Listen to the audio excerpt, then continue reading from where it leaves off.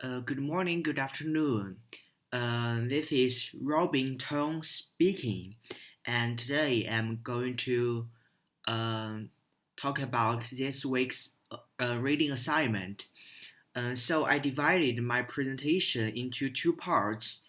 Part A is my brief introduction to the two books that we read today, this week, and in Part B, I would like to analyze um, the reason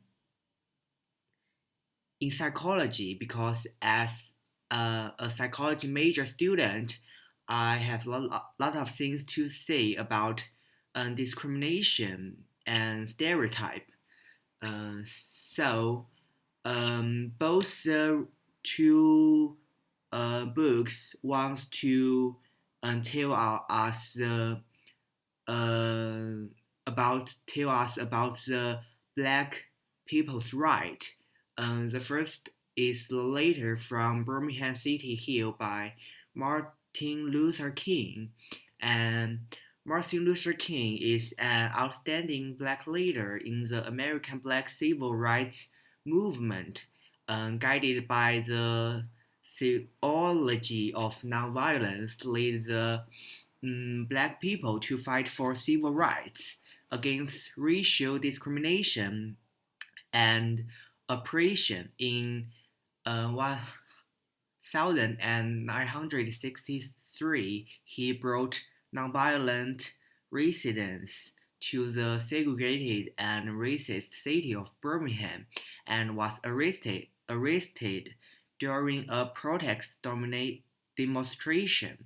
Impression King received later from seven prominent churchmen demanding that he call off the demonstration and relied on negotiations and the courts to resolve the issue.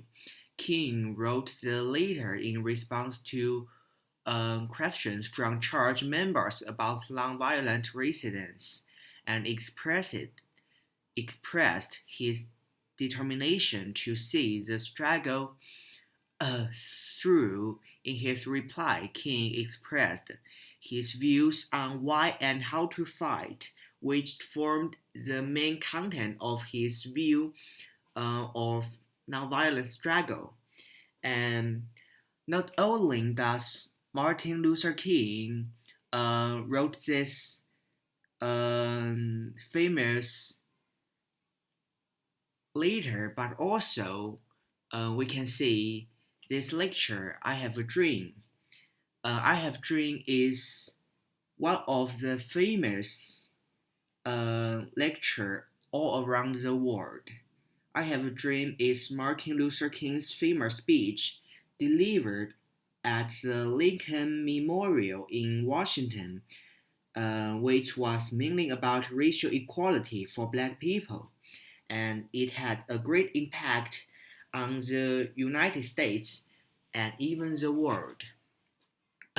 So, the second book we read this week is The Notes of a Negative Song.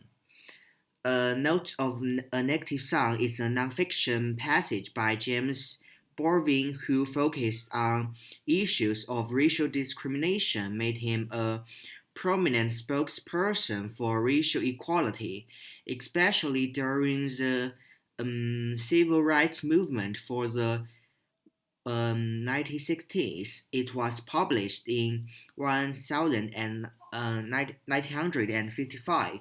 At that time, Negro earned more right and freedom than before. Notes of a Negative Song reflects the society environment of that time in America and the racial discrimination. James Baldwin explored the African American's identity problems deeply. In his mind, black people should be free and equal native son of American, just like the white. That's the reason why the article named Notes of a Negative Son. There's 10 paragraphs in the passage. The first paragraph tells us The background of the story. There is a great chance in the year which preceded his father's death, he had been living in New Jersey, working in defense plants, working and living among Southerners, white and black. And the main body is from the second paragraph to the ninth paragraph. It was the same story over New Jersey in bars, Boeing Allies Diner, places to life. The white people said black people were not served here in the restaurant. He worked in New Jersey and often turned down in segregated places. It can rake more important things than race relations. Almost every detail of that night stand out very clearly in my memory. Even the name of the movie, the lights were very dim, and then something happened to him, which had the force of an optional illusion or a nightmare. He felt like a physical sensation, a click at the nape of his neck, as through some interior string connecting his head to his body had been caught. Then he wanted to do something to crush their white faces, which were crushing him. He heard a picture of water at a waitress in an enormous, glittering, and fashionable restaurant. The result is running. The last paragraph is the end of the paragraph. He did say that his life, his real life, was in danger, and not from anything other people might do, but from the hatred he carried in his heart. That this is not likely to happen is due to a great many reasons. Most hidden are powerful among them the black people's real relation to the white Americans. The relation prohibits simply anything as uncomplicated and satisfactory as pure hatred. In order really to hate white people, one has to blot so much out of the mind and the heart that this hatred itself became an exhausting and self-destructive pose, but this does not mean, on the other hand, that love comes easily. The white world is too powerful, too ready with gratuitous humiliation, and above all, too ignorant and too innocent for that. One is absolutely forced to make perpetual qualification, and one's own reactions are always cancelling each other out.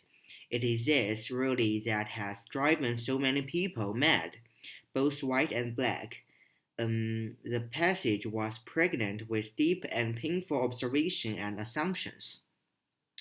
But nonetheless, short of solution, the message of avoiding hatred of white people for their treatment of black people was loud and clear. Actually, Notes of a Native Son is a book. It is widely regarded as a classic of African American autobiography genre and has been called Borwin's finest work. The Modern Library places it at number 19 on its list of the 100 best 20th century nonfiction books. So, in part B, after introducing the two books, I would like to analyze the discrimination in psychology, and I'm going to solve the three questions: how stereotype takes effects uh, and act on our lives, and how racism could be explained in psychology concept, and why we are talking about discrimination rather than racism. From my perspective, I think racism is just a kind of discrimination, and we need to focus on discriminations and stereotype on different persons. So it is the same. And here I have a video to show you this video is quite long, so I have to show you some part of it. In February 1999, 4 New York City police officers were on patrol in the Bronx when they saw a young black man standing on a stoop. They thought he looked suspicious. When they pulled over, he retreated into the doorway and began digging in his pocket. He kept digging as the police shouted at him to show his hands. A few seconds later, the man, Amadou Diallo, a 23-year-old immigrant from Guinea, was dead, hit by 19 of the 41 bullets that the police fired at him. What Diallo was reaching for was his wallet. He was going for his ID as he stood on the steps of his own apartment building. Diallo's story and the officer's fatal prejudgment of him is recounted in Malcolm Gladwell's 2005 bestseller, Blink. Gladwell and the social psychologist whose work he draws upon explores Diallo's case as an example of that gray area between deliberate violence and an accident, propagated by non-conscious or implicit biases. The officers did discriminate against Diallo, but the prejudice they acted on may have been driven by something more subtle than simple hatred. And that's an important thing to think about. Yes, there are lots of overtly bigoted people and policies at work all over the world, but what we're interested in today is the more insidious, non-conscious, automatic bias and how it can affect our behavior. The fact is, our implicit biases affect the way we relate to others in a very real way. Our race, gender, age, religion, or sexual orientation can make the difference between whether we get a job or not, a fair paycheck or a good rental, or whether we get randomly pulled over or shot and killed for reaching for a wallet. In the last 2 episodes, we've examined how we think about and how we influence one another, but social psychology is also about how we relate to one another, like what factors might cause us to help another person, or harm them, or fear them. What are the social and cognitive and emotional roots of prejudice, racism, and sexism, and how do they shape our society? These are some of the aspects of ourselves that are the hardest and most uncomfortable for us to explore, which is why they're so important to understand.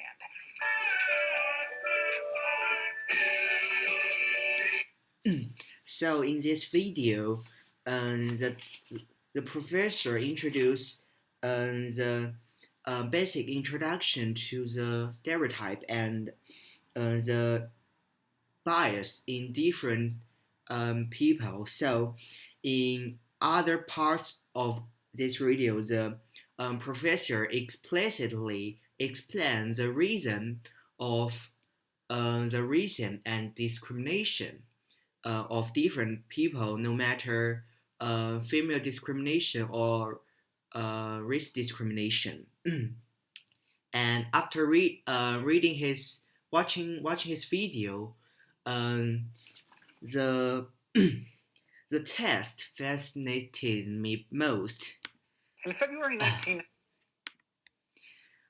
So in the video, the professor describes the IAT test. An IAT test is a test implemented in the late 1990s to try to gauge implicit attitude, identities, beliefs, and biased people are unwilling or unable to report. And you can take the IAT online and measure your implicit attitude in all kinds of topics, no matter from race, religions, and gender to disability, weight, and sexuality. It is basically a timed categorization task. For example, the AIDS-related IAT looks at implicit attitudes about older versus younger people. In it, you might be shown a series of faces, old and young, and objects pleasant and unpleasant, like pretty flowers or a pile of garbage. You are then asked to sort these pictures, so you'd press the left key if you see the young face or a pleasant object, and press the right key if you see an old face or an unpleasant object, like the PPT shows. In this case, association good stuff with youth and bad stuff with older ages. Then the test asks you to do the same thing in the counter-stereotyping condition. Pressing the left key if you see a young face or an unpleasant object that the right key if you see an old face or a unpleasant object. The core of the test is your reaction time. Are you faster at sorting? You are working with the stereotypic pairing than you are with a stereotypic pairing than you are with a counter stereotypic pairings. If that's the case, even though you may think you are unpredicted, you've got an explicit association between youth and goodness. Yeah, which, as you might guess, may have some implications about how you think and act towards older people. The text is widely used in the research, and contrary to what some critics think, is striking predictive of discriminatory behavior in all kinds of experimental settings. So, in this video, the professor just lists some reasons of how discrimination begins, but it is a very broad concept of discrimination. It is have many different reasons, like your subconsciousness in psychology and how people conformity behavior take effects on discrimination on different people. So um, I think we should work together to solve the problem of discrimination, and everyone has the same right to get the happiness. Um, and this is my presentation, and thanks you all for watching my video. Um, Thank you a lot.